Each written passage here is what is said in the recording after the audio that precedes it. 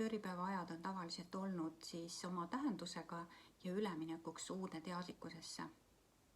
Maailm muutub püsivalt ja pidevalt ja sina saad sellel kaasa aidata just enda sisemuse muutumisele.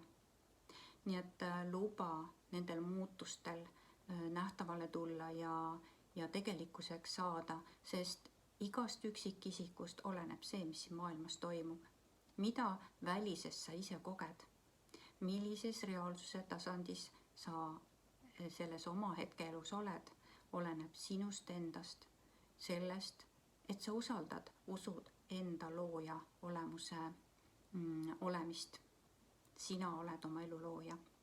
Sa oled võimas looja olemus ja sul on võimetekohane luua just seda, mida sa siin maailmas tahad kogeda, mitte seda, mida maatrikssüsteem on sulle loonud siia maailma tulles kogemiseks ja mis on tegelikult üks suur illusoorne mäng sinuga.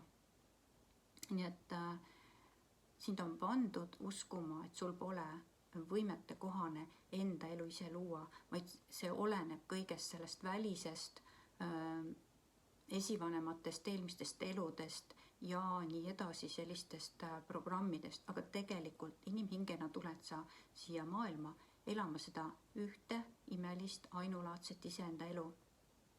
Selles hetkes, siin ja praegu, olevikus. Nii et usalda, võtta kogu seda oma elu nagu suure mänguna ja usalda, et sina oled selle mängu juht. Just sinul on võimetekohane luua seda, teha selliseid valikuid, otsustada just seda, mida sinu hing sinu sisemuses ihaldab, soovib ja igatseb ja unistab. Mitte seda, mida sa arvad välisest ehk maatrikssüsteemi poolt sulle pähe pandud mõttena, mida sa siis välisest nagu oled võimetekohane saama. Tegelikult lood sa ise kogu elu ja kasuta seda aasta lõpu aega enda elu oma reaalsuse imeliseks loomiseks. Usalda, unista, usu, et sinus on võimas loomepotentsiaal, mille läbi saad sa luua seda kõike, mida sa oma sisemuses soovid.